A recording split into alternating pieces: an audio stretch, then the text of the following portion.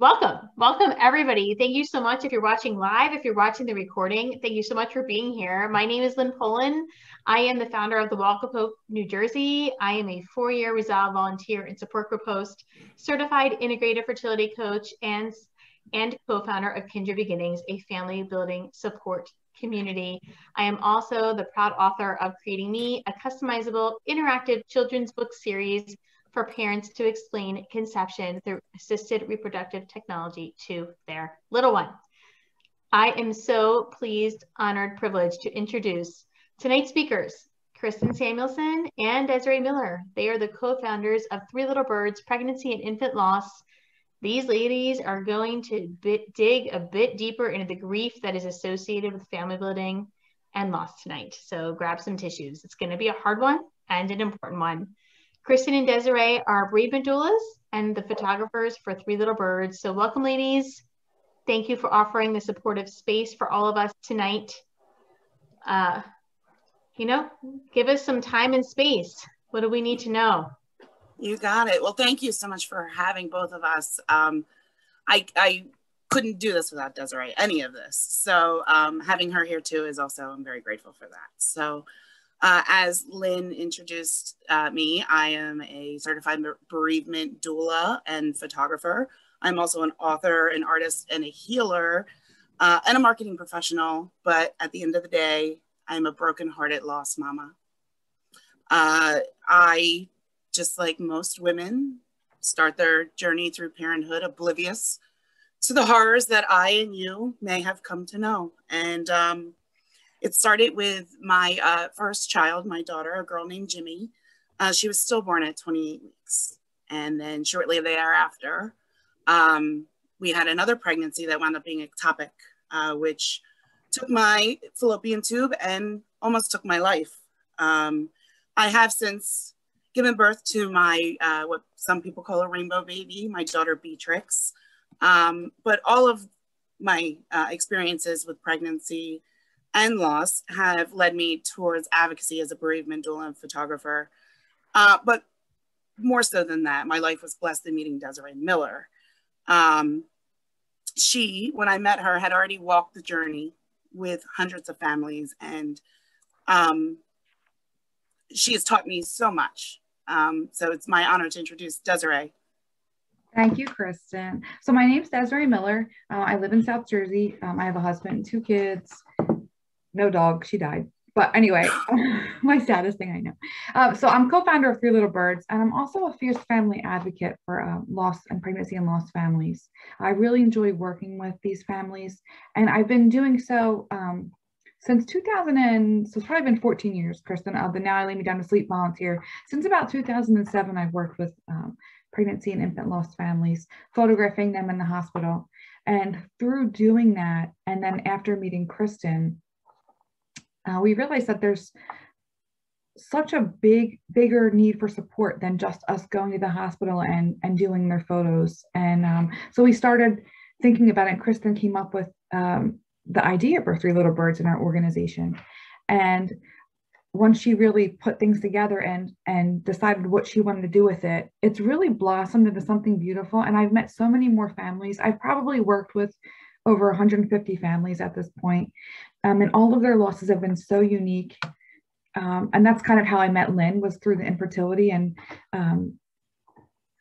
we just serve all kinds of families, not just infertility, but infertility is a big thing. And I'm just so happy that we're able to refer our families to Lynn for her support, because without that, as an organization, as Lynn knows also as an organization, you can only cover so much. So I'm so happy with what me and Kristen have been able to accomplish in supporting these families. But Lynn's amazing, and I'm not going to let her, not going to end without shouting that out for her. Well, and you are amazing. Let's just say that as well. I love all of you too, because you're doing such great things for our community as well, and in a different space. And there's room for all of us. So thank you for what you're all doing. And then really fast, like what I do for Three Little Birds, if you someone happens to need our services, or of someone that needs our services, you'll probably find me like photographing families, doing the Craft and Heal events, which is kind of like a support group. And then we're going to be introducing a more intensive type of support group for families actually next month. So stay tuned for that. And that's where you'll find me. And I'm going to give you back to Kristen.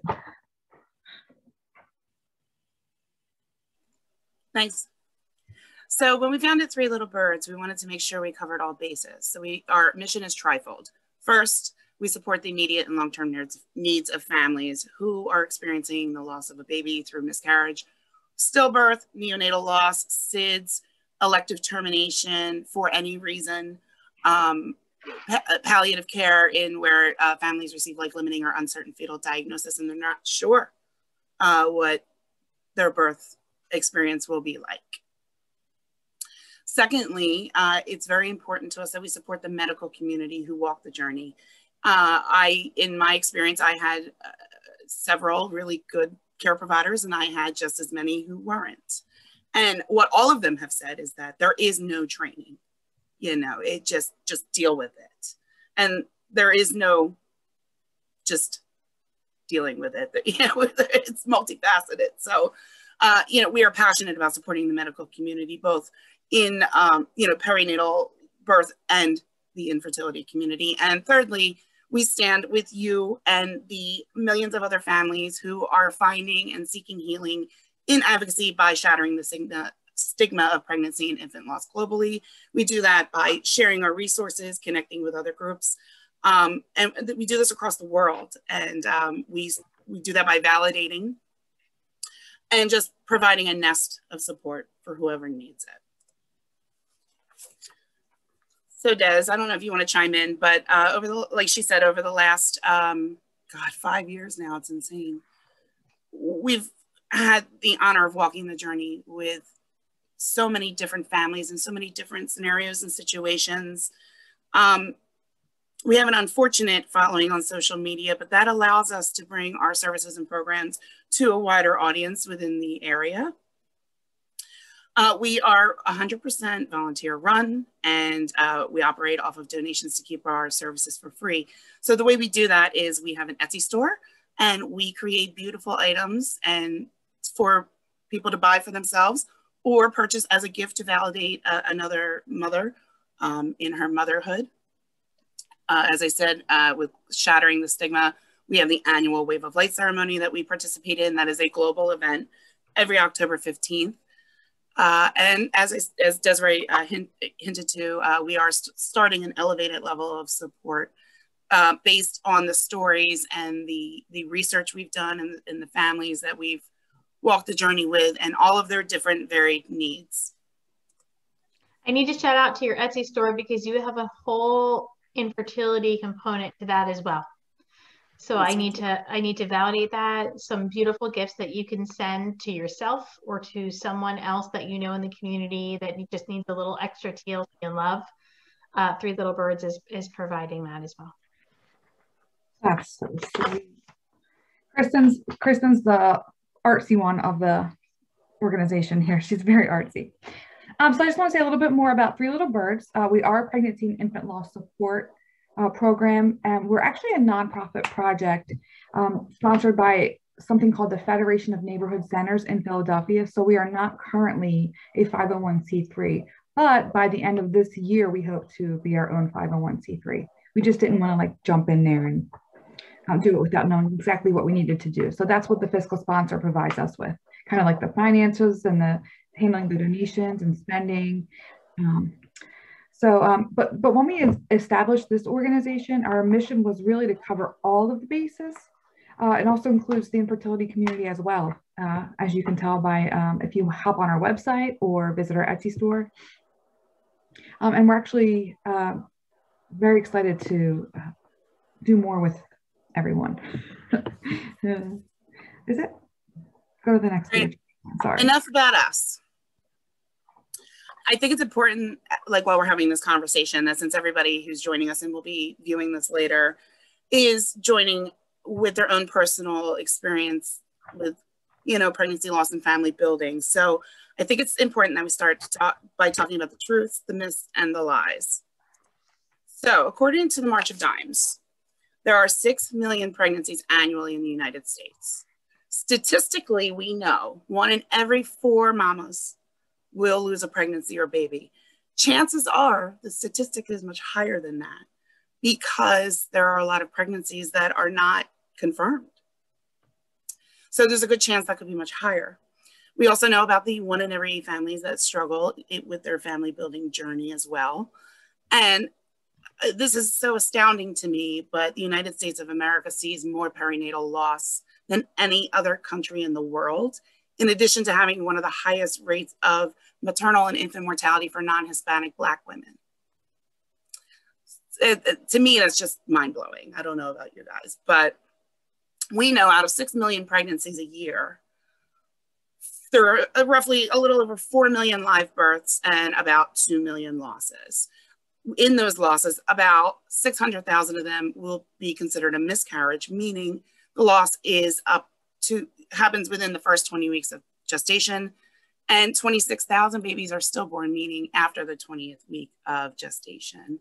64,000 of those losses are also considered ectopic, where the baby, or the baby, instead of implanting in the uterus, will implant into the fallopian tube, which does not result in a viable pregnancy. And in many cases, like mine, the tube will rupture and it can be life-threatening.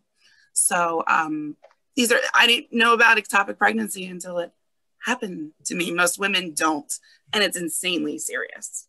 And so interestingly, Kristen, right, there are 3 of us kind of leading the call. 2 out of the 3 have experienced that, because I am also have had an ectopic pregnancy. So right. It's so interesting. Terrifying. And you know, the other thing that is just so outstanding to me is the 600,000 miscarriage up to 20 weeks.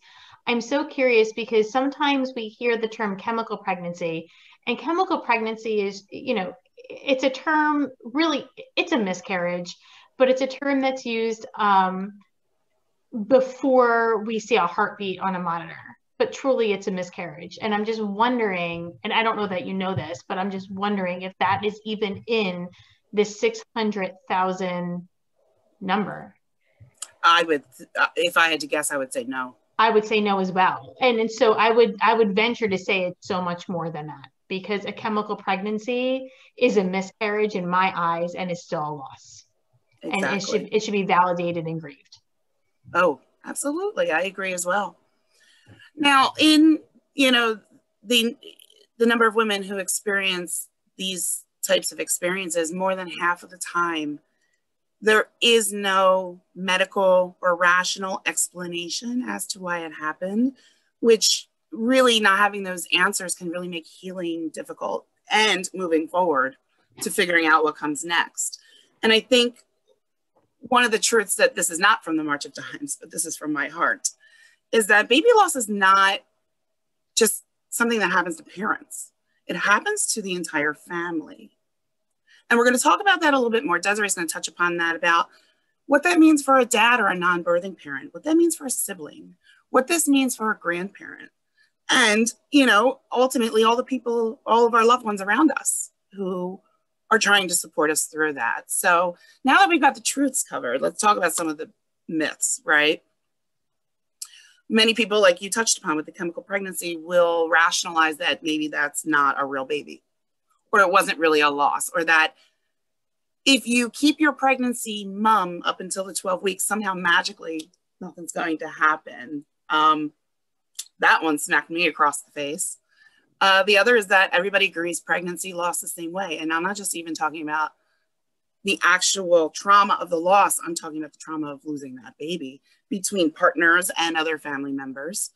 I'm sure if everybody who has experienced a loss had a cliche thrown at them at the wrong time, and triggered some of their grief or maybe some of their reactions because of the myths surrounding that, you know, that God has a plan and everything happens for a reason. And, you know, oh, just get back in the saddle, you know. We all know that's a load of, you know what. Also, a lot of people think that families want to avoid their loss, and I could tell you, and I have a nest of mamas who can tell you that that is not true. We want to talk about our losses. We want to share. It's important to us, and the more that that gets validated and recognized, the more open, and I think growth will happen around this topic, and the taboos will be shattered. The other thing too, and this is where Desiree comes in, is that many people think that you, just because you may not have had a similar loss or a loss at all, or if you're struggling in your family journey, that you can't walk the journey or empathize with somebody. And if there's anybody that can prove and dispel that myth, it's Miss Miller, a couple squares down. I feel like I'm on Hollywood Squares, right? Anyway, Desiree, she herself has not experienced a loss, but somehow she can put the shoes on and really hold space. So we just dispelled all of those myths. So now let's get into the lies, right? The lies around pregnancy and infant loss and fertility.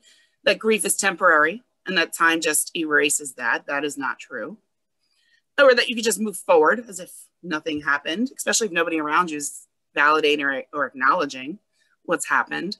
You know, again, that everything happens for a reason. And I will say for myself personally, that I do believe my experience has put me in a trajectory with my life that is very unique, and that it did happen for a reason, but that's not something I would ever say to another person. That's a self-validation kind of thing. So also, you know, people seem to think that just a new baby will change everything. That's a whole nother talk, but I could tell you that the grief still stays. It morphs, but it doesn't go away, right? So a lot of people also are, especially right now with it being Mother's Day, I think it's really important to dispel this lie, is that saying another lost mother's baby's name is hurtful or will trigger them. And I think being somebody who had a friend who had a miscarriage before I had walked my journey, I was nervous about speaking to her, but then after it happened to me, it's like, oh my God, of course we want to hear that. That's our baby. You know, and one of the other lies is that you think you're just going to be your old self someday. And it's impossible when you've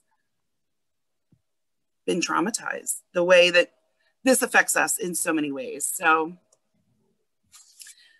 let's get into some of the things that influence all of this grief before it even happens, right? There's this societal norms of motherhood where it's impressed upon us at an early age.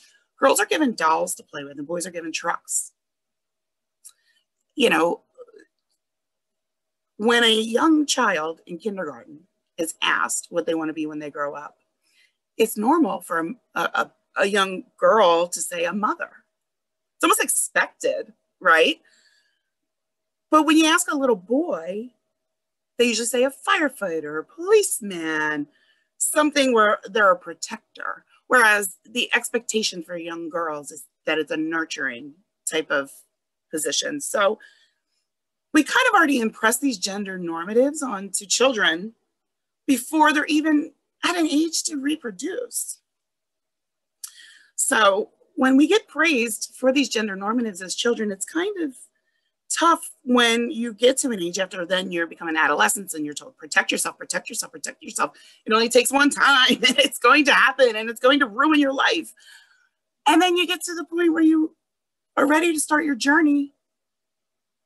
And then it doesn't happen the way everybody told you in TV and the movies lied to you, right? So it's really tough, you know, when you really are trying to do something that's very, very natural and you're watching everyone else around you.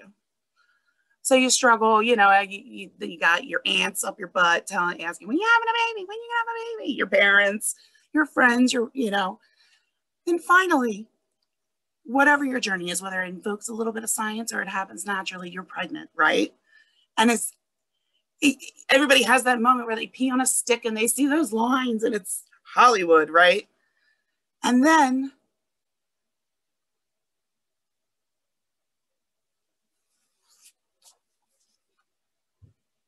life happens. Does this feel familiar to anybody else? I don't know. Whether it's been a month of trying without a positive pregnancy test or losing your much wanted baby, this will flip your world upside down and it will make you feel so alone, numb and bursting with emotions at the same time, right? So like a fingerprint, grief is a one-of-a-kind experience. It's unique to every single person. And it's also important to understand how we digest and work through all of these different emotions and losses differently. No one is immune to loss. Every single person on this planet will be struck with some sort of misfortune in life that they're going to have to reconcile, heal from. And I'm talking outside of pregnancy loss. You know, we lose our parents, we lose friends, we lose pets that we love deeply. So when we're given traumatic news, our bodies automatically go into like survival mode. Your fight or flight kicks in.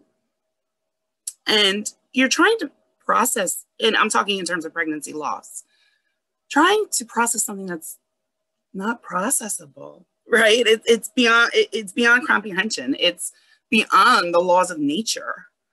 So we celebrate with new life. The announcement of a pregnancy was so much fury, and we have parties to document every milestone. But then as soon as we lose this much wanted love, people run away.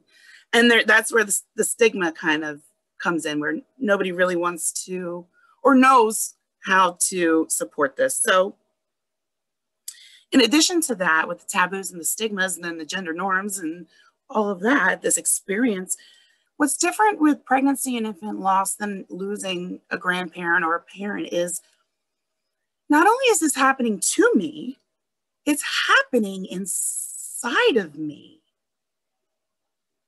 And that is almost like a total loss of self-control, right? Like it's very, very jarring. So, especially since there's a lot of feelings of guilt and shame that we couldn't protect our baby, or that maybe we should have done something more, or we could have done something more. And then as time goes on, a lot of those reactions and feelings can change. It's almost like being in a fog. You can't quite figure out where all these thoughts and feelings are and how to wrangle them and reconcile them. So I remember I felt like, especially my experience first was stillbirth. And as I was working through those first 48 hours, I remember like, I felt like I was trapped in my body, but watching it from above at the same time. It was so bizarre. It was almost like being in a movie and watching a movie about your life. And it's like, no, stop, hit pause. Like, no, rewind, you know? So I felt also at the same time, like when I was out of my body, it was like the balloon that floated to the corner of the room. And all I wanted to do was pop. And I was so numb, but I was overwhelmed with the most intense pain and emotion that there are no words to describe what these feelings are. We haven't found them as a culture. So I'm going to try to move a little bit faster through this. Sorry. So some normal reactions to grief, regardless of who we're losing, include shock, denial, anger. Then we have the guilt and blame game that we play, the anxiety that takes over, or a loss of self-image that totally is kind of the underlying current of the whole thing. In addition to just feeling confused. Why did this happen? Why can't I feel my baby? Why does this hurt so bad? The sadness and the isolation. Even if you haven't had a pregnancy loss, the game of trying every month and then having to, bring some more team players in. I feel almost as if it's more intense for people struggling with family building, because you're almost experiencing it every 28 days. So grief is like the ocean. It comes in waves and it ebbs and it flows. And each of us kind of react and digest things in our own way. I remember like the first couple of weeks after my loss, because I'm a type A personality, I thought to myself, okay, I'm going to get up. I'm going to cry a little bit. I'm going to have some coffee. Then I'll stare at the wall for a few hours. Then I'm going to get up and force myself to eat. Like I was trying to have a timeline. And I learned very quickly that's not the way grief works. So we have this cute little graphic here. Kind of gives you a better understanding of the loop that pregnancy and infant loss kind of takes you on. some of this might look familiar to you. This here is kind of what I think it looks like more accurately. Love this. I need to interrupt you because I always say grief is not linear. Like you can't, they go through like the 7 stages of grief. It goes like this and this and this and back again. And it's not linear. No. Love this. And this needs work because it changes day to day. It does. As we, move through the year and we hit milestones and anniversaries and, it all depends on where you're at. And every moment might be different. It's not even about a day. Sometimes it's just, I'm having a hard day. Then we break it down into a moment, a minute. And that's okay. Yeah. You just got to catch a breath. So just to back up some of what we're talking about, we wanted to talk about the Wayne Dyer model of grief. There's 6 dimensions to normal grief responses. Again, this is whether you're losing a baby, struggling with family building, or just general loss. There are physical components, emotional, occupational, social, intellectual, and spiritual. It is a multifaceted response. So as we said when we began, baby loss and infertility is a family issue. So we've talked about, obviously the way it affects mom, but there are so many other members of the family that are closely affected. So Desiree, why don't you talk about your experience working with other members of the family when dealing with pregnancy and infant loss? Des, you're muted.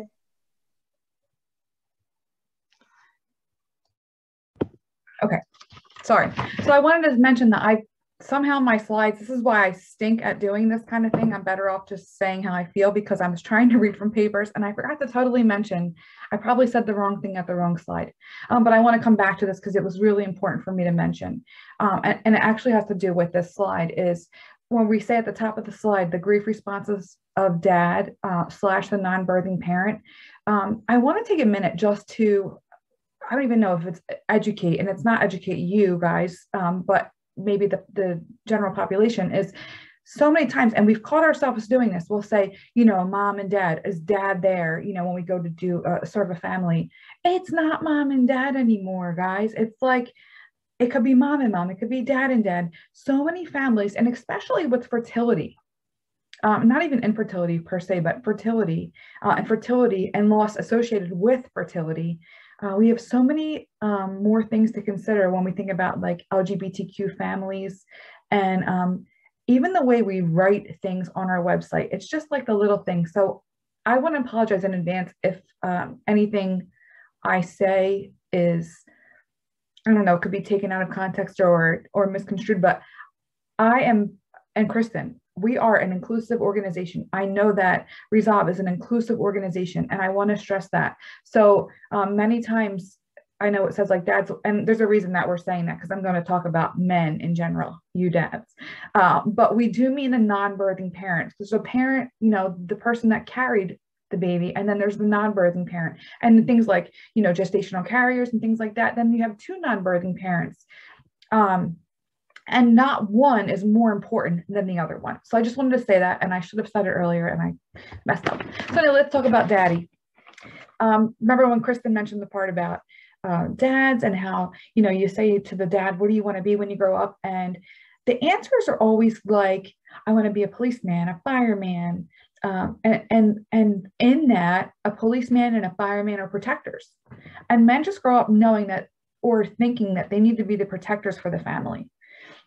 And when you experience, and I'm not speaking from personal experience, but I'm just speaking from what I see and read. But I know that when you experience a loss of this baby that you wanted so much, there's nothing that you can do to fix it as a dad. As the parent, the non-birthing parent, you can't fix this. You can't fix it for yourself, and you can definitely not fix it for mom. And that is a really hard thing to cope with, I think.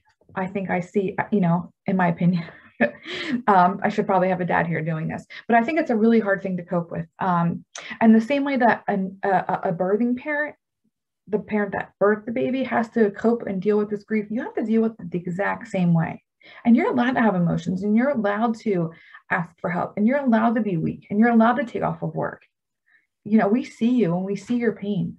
And I just want you to be able to like recognize that and take it in. And I just want to give you a hug, because sometimes you just don't get I don't want to say sympathy, but you know, the love that the birth parent gets, and that's not fair. And that's just generational. It's just maybe what you're taught to believe when you grow up. And I know, like when I serving families, you know, you go into a room and the nurses and the doctors immediately, they walk over to the bed and they talk to the mom. They don't even look at the dad. They just talk to the mom. That's not fair. They don't talk to, I know we have another family, they're a same-sex family, and they're both moms, and one's mom and one's mom. And I know when she was in the hospital with her baby in the NICU, they favored the mom that carried the baby. The mom that didn't carry the baby, she wasn't as important to them. And that's so wrong. So that's something that I personally feel like a strong thing to kind of reconcile or just bring awareness to. So like I said, we see you, and everybody needs to be treated with dignity and respect, and everybody needs to be shown that their feelings matter. Yeah. I want to hear you saying Daz and Kristen too, because I know you both so well. Both parents matter. Mm-hmm. It doesn't matter. It doesn't matter who carried, who didn't, right, where you are. You matter. You are both the parents, whether you had a gestational carrier or you adopted parents or wherever you are. You're important. Your feelings matter. You have permission to feel however you feel. You have permission to be sad, to be disappointed. You have permission to take off work when you need to take off work when you need to. It's all important. Before we move forward, I want to chime in about something, because it's something really magical that I've seen Desiree do. And when we go bedside, when we're called to the hospital and provide the bedside bereavement and photography services, oftentimes we'll have one parent on board, the other's not. Both parents are on board, but their parents are there and having generational and cultural influence on their decisions. And because ultimately you're kind of like, well, what's the right thing to do? Because I've never been faced with this before, and I just want to do the right thing. We've had dads who just immediately bond with their babies and just provide the most beautiful photos. But we do have dads, mostly dads in particular, who are hesitant or not very open at first to the photography that we offer.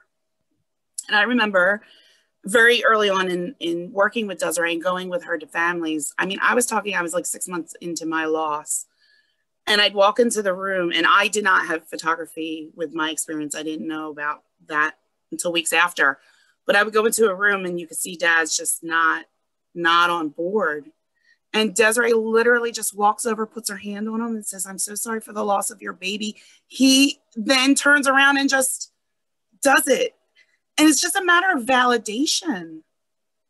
And that's, if there is a secret sauce to all of this, that's it. It's the validation.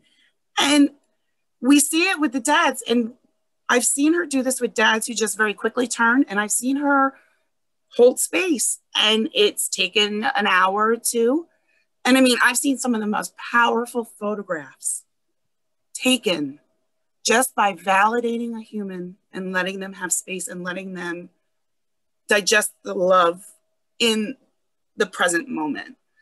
We've had men call Desiree the next day and say, "Thank you for pushing me. I would have regretted it today if I didn't do it." And I know I don't have to look at any of these photographs until I'm ready, but they're there. So the power of a simple validating gesture is so powerful. And I think the power in that is that the non-birthing parent kind of feels powerless because they can't fix, because they didn't carry the baby or whatever that is. So there is so much power in that. And I really wanted to shout Desiree out for that, because I've witnessed that. And it is one of the most beautiful validations of grief. And if we do have any perinatal bereavement professionals on this call or watching this video, I want you to highly encourage that. Even with infertility, it is a family event. So as we move forward, Desiree, are you ready to talk about the kids? Yeah, Or the Lynn, grandparents. Sorry, the grandparents. No, you're fine. Lynn, you're unmuted. Did you want to say anything? I am. I just want to make clear because you really didn't speak about now lay me down to sleep or anything like that. So can you just quickly touch upon that these services are available to people? If you are going through a stillbirth, or you know something has gone wrong with your birthing plan, there are you come in. Photographers can come in and still can create beautiful family moments in these hard moments. So you're talking about this, and I was kind of crying when Kristen was talking, only because I served a family today who lost their baby. And so what we do, and well, anyway, what we can do, we serve families. I have served families who are losing their baby at 10 weeks of a miscarriage. Can I say I know exactly? I can't say I know how they feel. I really do not know, but I can offer my support. I can offer them to talk to, peer support. So peers, someone who's been through that before. There's so many different things we offer. I know I could go through like the whole services, but like a family that I served today in the hospital, we do portraits. Everything is free. Everything that we do is complimentary to our families. We never solicit our families for donations or to sponsor us. We get that outside. And sometimes they do come back and raise money for us, and it's amazing. And we encourage legacy projects in honor of their baby when they do things like that. But it's definitely not necessary or not needed. So we serve families in Southern New Jersey, Delaware, Philadelphia area. And if there is a loss, we go to the hospital like I did today. I'll do portraits. I'll talk to the family. And the one thing I was going to say is like the dad today, it's so hard to talk because I don't want them to think I'm talking about them if they happen to see this, but it is kind of like and he's very open, but it was kind of like encouraging different things because, like dressing the baby or taking pictures when you dress the baby or you cleaning the baby. He, I guess he thought like because they had already done it. But my point is like, I want to be able to capture that memory on camera because we can never get these memories back. And I totally understand that. And so like bringing in the grandparents, the grandma was in the room and the dad had asked us to leave, myself and the nurse that was with me. And I said, do you mind if I stay? Because I'll just stand in the corner, but I just want to take pictures of, your mom holding the baby and your sister holding the baby. And he's like, that's a really good idea. So it's like those kind of things where if he would have said no, I would have left the room. I would not have pushed the issue. Absolutely not. Because my main thing is, to capture the love with mom and dad. And if he wanted time with his mom, that's perfectly fine with me. But he let it, and everything I said and every suggestion I made and, just said, this is what most people do. He was on board, but, if I had not suggested it, it probably would not have been done. And we do things like imprints, like foot imprints, provide families journals, healing journals. We do sibling support. So we have books for siblings. That it's the same thing. It's available on our Etsy store. You can certainly see that. And for families that we serve directly, we just give them these resources for free. And we also help with like funeral planning. And even on our website, we have an entire section for fertility and infertility with grants listed and just resources like you'll find Lynn on there. So that's kind of what we do. And if I missed anything, feel free to reach out. We pretty much do everything. Or if we don't do it, we refer to someone who does do it. I just think it's so important for people to know that you're available for them in their hardest moments. And when they think that I don't want a photographer in right now, because this is something that's inconceivable to me, but you're there. And then after the fact, wow, I'm so glad that you were there. Wow, I would have never thought to have you in there. But now these photographs, I can never get these moments back, and you've captured them. And they are here because they are a part of me. And like Kristen spoke to before, you will never go back to the person you were before. And this is, this is with a loss, or this is with a family building journey. You were somebody before all of this, and you are somebody now. You will never be that same person before. You can't be. You have gone through too much. He or she is still there, but you are different now, and that's okay.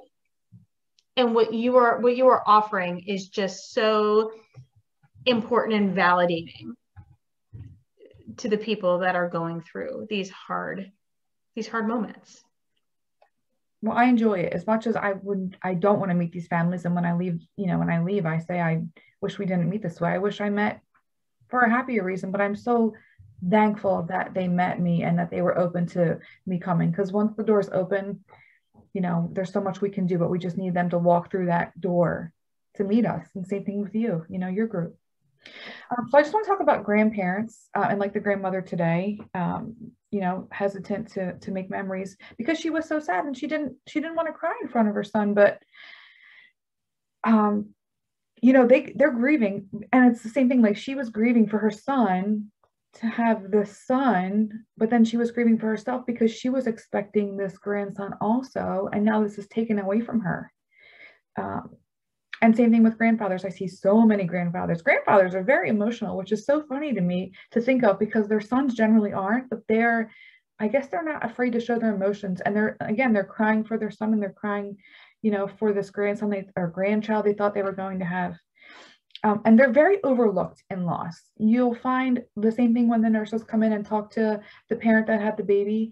They generally won't, and not because they're trying to not do it intentionally, but they generally won't look at the grandparents or talk to them. The grandparents' grief is, oh my goodness, maybe at that moment is more than the parents because the parents haven't processed it yet. You really need to empower them to be able to help their families. And I don't know, because I've never actually asked you this. This is very interesting. Or if you provide support for grandparents of families going through the infertility or fertility treatment, because I know what we do for these families. We provide them like, this is what you can do, physically do. There's not much you can say because nothing you say is going to bring this baby back, and that's what they want. So nothing you can say to them will help. But I don't know. I'm sure that there's grief associated with someone's son or daughter not being able to conceive a child when maybe for them it was very easy. It's a lack of control. And we just ran a whole for family and friends before you care webinar, and it's short and sweet because we don't need much. We just need people to say, I love you, I'm here for you, and nothing else. No advice. We don't need advice. We don't need just relax. We don't need any of that. Just, how can I help you? What do you need? I love you. I support you. I'm here. That's all that you need. And so we just ran a whole webinar about that. So if you're interested in learning more about that, you can check that out on our Kindred Beginnings YouTube channel and on the Walk of Hope New Jersey website as well. Yep. I'm personally interested because, and Chris, let me go to the next slide in a second, or now, whenever, but I'm personally interested because I think that it's so important to provide resources to family members because they literally don't understand. And I've had family come to me and say like, oh my gosh, like, I don't know what to do for them. Like, I don't want to just give them a pamphlet of like, this is how you can help me, but this is how you can help me. So I don't know if again, like I know you said you did the webinar and hopefully it's super accessible on your website, because I would love to pass that out to because like you said, there's nothing you can physically do, but your words are very impactful. So important. And here's the most important piece of advice. You don't need to fix it. We call that innocent ignorance. You don't need to say something to fix it. It's not a just relax. Oh, next time around. Oh, it just wasn't meant to be. This wasn't in God's plan. None of those things are helpful. You don't need to fix it. You just need to sit in empathy. That's all. Yep. And that's true no matter when your loss occurred, or yeah, that's amazing. So I love it. And you said innocent ignorance. That's my phrase. I know. I'm like, I always use, so there's an ongoing joke about how many times I use air quotes. So I'm trying to be mindful of it, but it's innocent ignorance. Air quotes built into my paper. I'm really trying not to do it. It's a bad habit. Innocent ignorance. Yeah. We mean well. People mean well. They're not intentionally doing things to hurt you. They don't know what to say. So they say something to try to fix it. And when you are the parent or you are the one that's trying to conceive, you are hurt. And it doesn't mean any harm. It's coming from a truly authentic, loving place. Mm-hmm. And it's hurtful. I know. I like it how you said that. So I want to talk about siblings and kind of again today, like there was 2 siblings involved in the family's loss and they didn't bring them in. And I did leave a book for them to read to the kids, but Siblings, it's amazing. And you probably, maybe Lynn, you know this. I'm sure a lot of families realize or recognize this, but if something sad happens, I mean, they might be sad for a minute, but if they don't understand it, especially in the sense of, because they're not going to get it right away. I don't care pretty much their age unless they're like, you know, a teenager. They're not going to get right away that this baby is not coming home with them, or this baby didn't make it, you know, in the pregnancy. They just don't get it. And a lot of families choose to exclude them, the kids, from what's going on. And then when mom and dad are crying, they don't understand why mom and dad are crying. Whereas if you kind of clue them in, and, you know, in the case of stillbirth, which happens, which I serve a lot of families that way, if you include them in the memory making, and if you're not comfortable at the hospital, if you include them to see the baby at the funeral, honestly, kids kind of like, they take it in, they think about it for a minute, they might ask you one question, and they just kind of let it go. And they always, first, it's always positive for them. It's not like us as adults that we, you know, we think so much. Kids don't have that. They do not have it. They cannot understand it. And they generally don't ever, I've never seen a kid react negatively. I don't care the age. I've never seen a negative response from a child at the time of me serving them. To see their brother. Some of my most favorite photos you have taken have been with older siblings holding their baby brother or sister. They're smiling. Looking at them with such pride and just excitement. Mm-hmm. And like Desiree said, children, they don't process things the way we do. And naturally, we want to protect them. And we, in doing so, we're inflicting fear, which isn't really going to help them process it, right? We, like she said, we can't change it. It still happened. Letting those children learn, yes, it's tragic and it's not something any child should ever have to witness, but letting them witness in a healthy way really helps them as they grow into an age and they start having those questions. Mm-hmm. And like I said, some of the most beautiful photos we have taken, they give me chills, because that child is just looking at their sibling with such pure, innocent love, genuine, no fear. There's nothing to be afraid of. That's still their sibling. That death does not negate that. So sorry, I didn't mean to cut you off, but I just I'm pretty much done. But I just want to say, like, we're saying what we've noticed, and when families choose to include their sibling or their other children at the time of a loss. But if your choice is not to do that, just know that is the right choice for your family. Don't let anybody tell you different. Don't let me tell you, you know, we're not saying that, well, you guys didn't include your kid, you know, in the loss. No, absolutely not. That is the right thing for your family to do. But if you do choose, or you're ambivalent about it, maybe you're just starting your journey and you're thinking to yourself, if this happens, or, you know, if this happens again, should I include them? We have seen positive, and that's kind of where I'll leave it. I have never personally dealt with, you know, including a child of my own or close family members with a loss. But just from what I've seen, I have only seen positive. I need to chime in here as an 18-year educator. You need to just answer the children's questions. Sometimes we as adults, they ask a question and we answer it, and then we keep going for us. You're right. Just answer the question and then stop. And they'll say, okay, and they'll move on. We don't need to give too much information. Be factual, be age appropriate, but just answer the question, and that's enough. You're right. So life's a mess, right?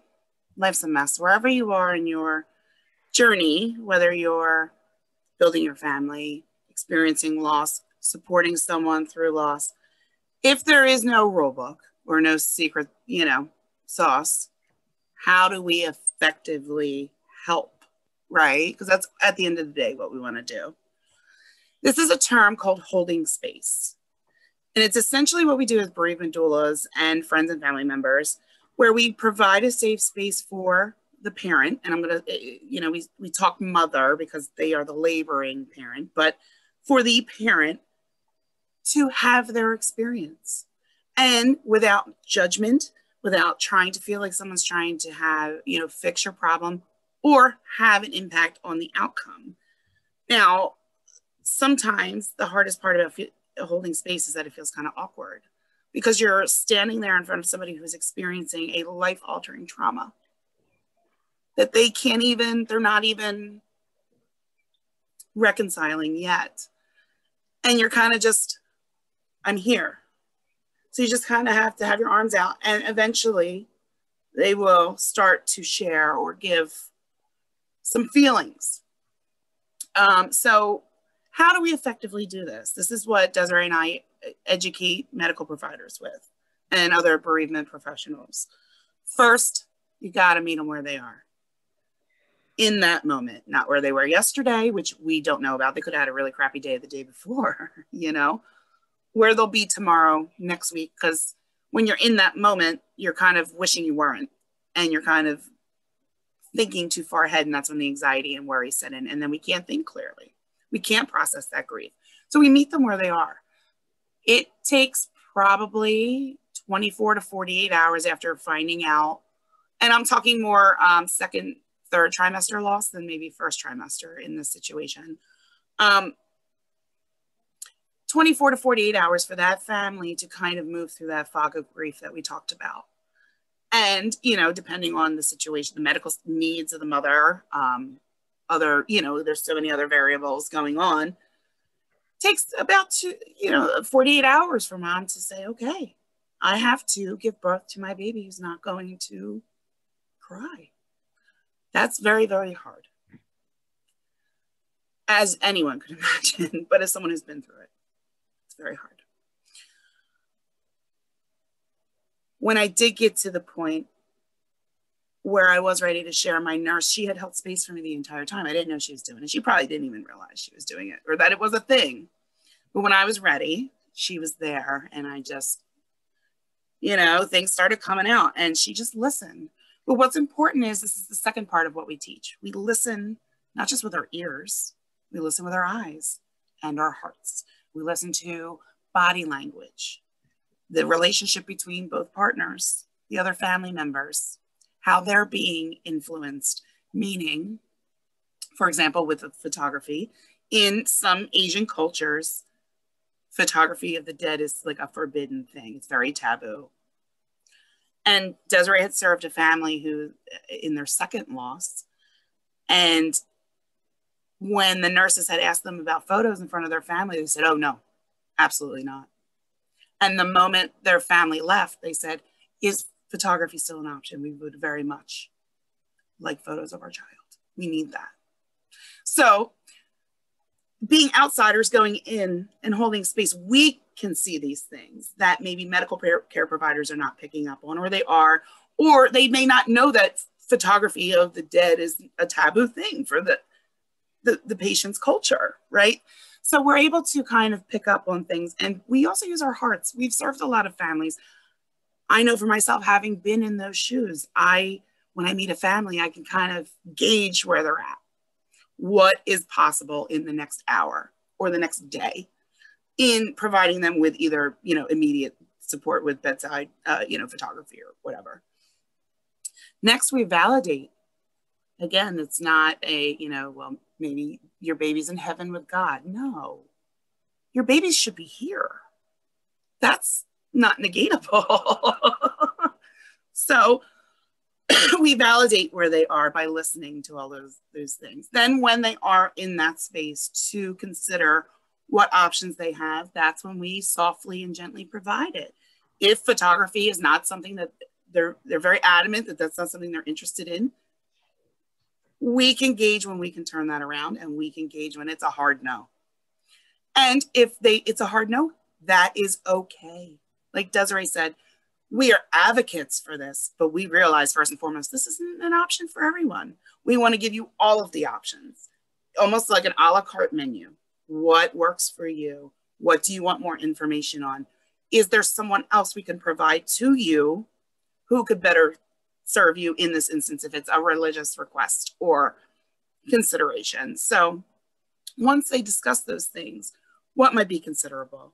then we empower them with the resources and the knowledge and knowing that they're not alone. And what works for them works for them. Their mother may have had a similar experience and handled it one way. Well, you are not your mother. You're your own mother. You are the mother of your baby. And what you decide, you are the parent, is what's best. And I have supported mothers who I come to them with, Desiree and I go with everything. And they just want somebody to talk to. That's okay. So that's how you can effectively hold space. You're constantly kind of going back through those 5 motions over that time, but being able to sit next to someone knowing that, I can't fix this, but I can really make a positive impact on how you choose to use this time. It's incredibly powerful. Desiree, do you have anything you want to share on that? No, perfect.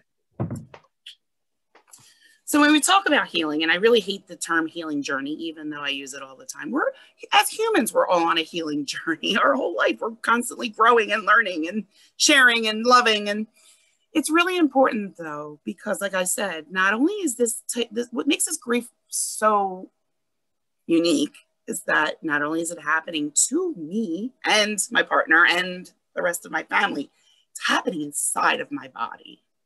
And that sets off a barrage of mental, physical, spiritual health issues. So if you are on your family building journey or in the process of, a lost journey, it's important to always invoke self-care. It's almost, especially if you're on a healing journey, your urge is to, meaning pregnancy loss, your urge is to nurture. And not being able to nurture makes your heart hurt. So being able to nurture yourself almost in the same way and being able to do it with that baby in your mind and in your heart as you're doing it, you're almost doing it together, right? So some of the things that we like to encourage families is, just especially in the first 6, 8, 12 weeks postpartum, regardless of when you give birth to your baby, first, second, third trimester, or if your baby has passed away after.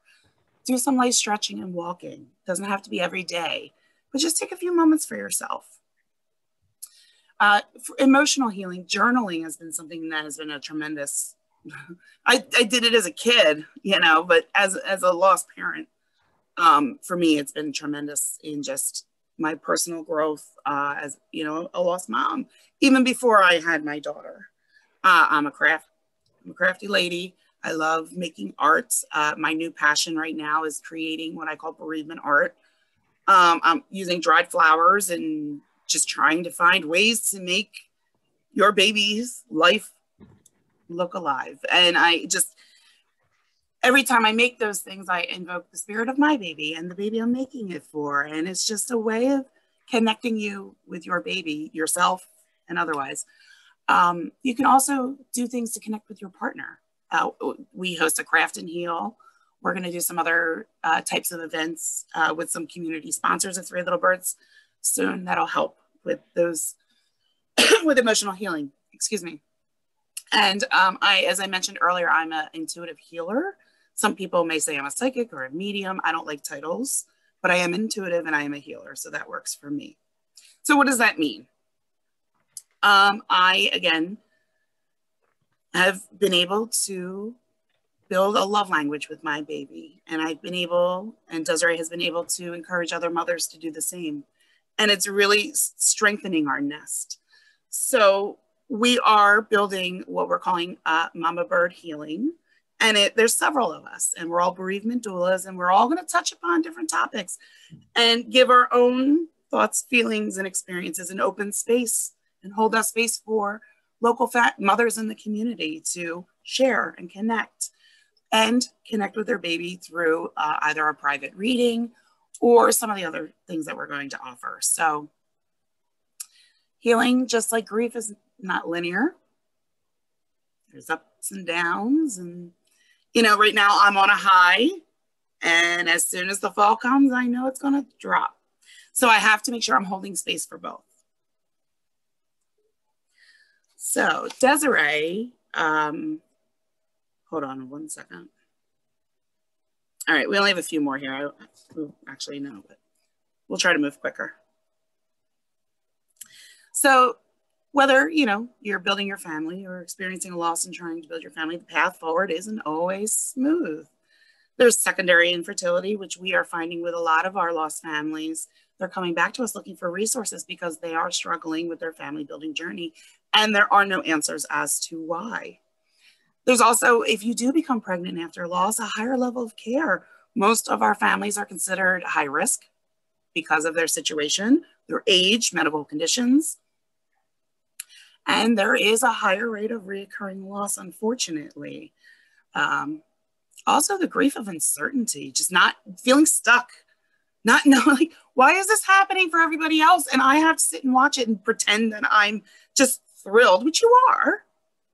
You are happy for them, but you're equally sad for yourself. And that is okay. The permission of the and I'm sad for me. And yeah, and it's okay. So, having the honor of walking the journey with so many families. I already talked about that. My turn. Yeah, I think it's your turn, Des. My turn. So we're going to talk about rainbow babies because we're talking about pregnancy after a loss and kind of continue, if you choose to continue on with your journey. And the term rainbow baby might not be for everyone. I know for some of our families that we're currently serving, it's not for them, and we completely understand and we acknowledge that. We're just going to use it here today because so many know that what we mean by when we're talking about that. If you don't know what the term rainbow baby means, the basic premise is that when you experience a loss or losses of a pregnancy or baby, and then you have a baby after those losses, it's said that the journey to get where you are now was like a storm. And after the storm comes a beautiful rainbow. And like I said, some people choose not to do that because their baby to them, that whole experience was not a storm. It led them to carry, sometimes meet, hold this beautiful person that should have been their child forever, and they should have been able to raise. And so they don't want to look at that as a storm. And whatever works for you, you just see it a lot in social media and things like that nowadays. So I know a lot of our families do choose to use that terminology. But regardless the term, we know that being pregnant with your rainbow baby is super tough. And Kristen, she completely understands because, like she said, her first pregnancy resulted in her losing a stillbirth and her daughter, Ginny. And then she went on to have an ectopic pregnancy, I believe a miscarriage, if I'm not wrong. And then she had her daughter, her rainbow baby. And she completely, that's it. And we just want, as Three Little Birds, you to understand that we want to, surround you and help you and to feel your best. We know that you want to take each day as a miracle. And I know, like, in your mind, something is probably always saying, like, what if something happens, will something go wrong? Maybe you want to feel like you don't want to get too attached. But what happens when you do that is the pregnancy goes by and you didn't enjoy it. You didn't give yourself time to love that baby while it was growing inside of you, because you're always waiting for the next shoe to drop. And we're here to say, like, you don't need to do that. You can enjoy this pregnancy. You can enjoy this baby. You don't have to validate to anyone. I know someone recently said to me how someone had said to them, I want to say about a year after the loss of their daughter, that she's now pregnant, and she called someone on the phone who knew her but didn't really know her, and they said, wow, you're moving along quickly, you're trying again already, or you're pregnant again already. That is absolutely inappropriate, not for him, not for his decision, not for him to make. They have a very hard time getting pregnant, actually, and had to go through infertility treatments. So for her, it was a blessing that she's pregnant already this fast. I'm super happy for her, and she'll be delivering next week. But so it's those kind of things. It's just like Lynn said, he didn't mean anything by it when he said it, but words really hurt, and that really hurt her. So we're here. We want to help you create memories. So what Three Little Birds does is kind of like the pregnancy and infant loss, but the infant loss portraiture that we do in the hospital. I have a portrait studio, and then Kristen and her husband Brent also photograph, and we have other photographers who donate their time, and we'll do a rainbow maternity session complimentary. We'll do portraits of your baby when they're born complimentary. And this is an example of a mom. Her story is on our blog, and she lost her little girl Scarlett. Scarlett was born sleeping at, I think, like 38 weeks, and it was quite a few years ago. And then she went on to have her son, but it was a struggle to get there. And I know her pregnancy for her was not easy, and probably for the most part was not enjoyable, because even when he was born, until he cried, she probably couldn't rest. And I get that, and I just want her to, even in just these moments that you see on the screen, the pictures of just enjoying holding her baby and just enjoying, you know, being a family of 4. And you see that here, because we kind of, that's how big Scarlett would have been had she been here on earth with us, to be the big sister of her brother. So we kind of incorporated that in her photo session. And I love doing these pictures. It's some of my favorite pictures. Again, this is another mom who had a stillbirth, and they were celebrating her next pregnancy. And that smoke is not real. But Photoshop's amazing, and I could do anything you want. Don't give away trade secrets. Every time I look at it, I'm like, does that really look real? That's not real. We also we had a family come to me recently for their rainbow, who are not terming this pregnancy a rainbow pregnancy or a rainbow baby, but they came for portraits to my studio, and then they went on to one of our community partners, which is Wonder Time LLC. They're a 3D 4D ultrasound studio. She does 3D or 4D 3D ultrasounds, video. She provides our families with when they're facing a loss. Sorry, let me just go back really fast. We work with families also who it's like palliative care. There's my air quotes, palliative care, what it is. But they, their babies are diagnosed with an uncertain diagnosis or a life-limiting diagnosis, such as like a trisomy, heart conditions, things where the doctors tell them your baby is probably not going to survive to birth, and if they do survive to birth, for much longer than after birth. So what she does is she provides ultrasounds for the family. She gives them a heartbeat animal complimentary, and for a rainbow maternity client, she gives them that 3D 4D ultrasound experience. Again, it's another way to bond with this pregnancy at a time when probably like 90% of your time is negative thoughts, and not because you want to, but just because that's how you're feeling. And as I always say, I'm not a lost mom. I don't know how you feel, but that's how I would imagine that I would feel having been through any kind of loss and then being pregnant again. I would just always be having that fear and doubt in my mind, and maybe not enjoying it like I should. So we really encourage you to enjoy your pregnancies. And sometimes people say, you know, what's the right time to tell people that you're pregnant? There really is no right time. But I think that you would never regret telling someone, even early, like when you just find out, or 8 weeks, or, you know, because if something does happen to that pregnancy or that baby, you kind of want that support, and you don't want to have to be quiet about it. That was your child that you expected and loved and had so hopes and dreams for to come into this world. And I don't want people to feel like they have to keep quiet about it. With us, you don't. So if you want to tell us and not tell anybody else, amazing. You know, same thing with Lynn. You don't have to be afraid to be excited. Be excited. I'm excited for you. And I pray for you. And I think about you. And there's just all these other people that are here for you during your subsequent pregnancy. I always say, like, fear is always going to be there, but fear can't be the primary emotion. We can lean into the fear. Don't let that take away from your permission to be excited. You deserve to be excited. Mm-hmm. Right? Well, thank you so much for that was the end of our presentation, but thank you so much for having us and allowing us a space to have an open and honest conversation about this with your community and our shared struggle, you know? Thank you, ladies, for coming on. This is an important conversation that we need to have, because it's real. It's the raw and the real of it. It's here. We don't need to be ashamed of it. We need to honor it. We need to validate it. We need to educate. And that's what we're doing together as a community. So thank you for coming on and for doing this. And with that, I'm going to test out my tech skills here. Did I get it? Is it sharing? Yeah. So thank you. Thank you for everybody that's coming online, for everybody that's watching the recording. This presentation is part of National Infertility Awareness Week 2021 in conjunction with our Walk of Hope New Jersey 2021. All of our presenters this week, Kristen, Des, they are all volunteering their time to be here to provide these educational workshops for you. So please go on. We are still accepting donations. All of our donations to go directly to Resolve, the National Infertility Association. No amount is too small. So please go on to our Walk of Hope New Jersey website and make a donation today.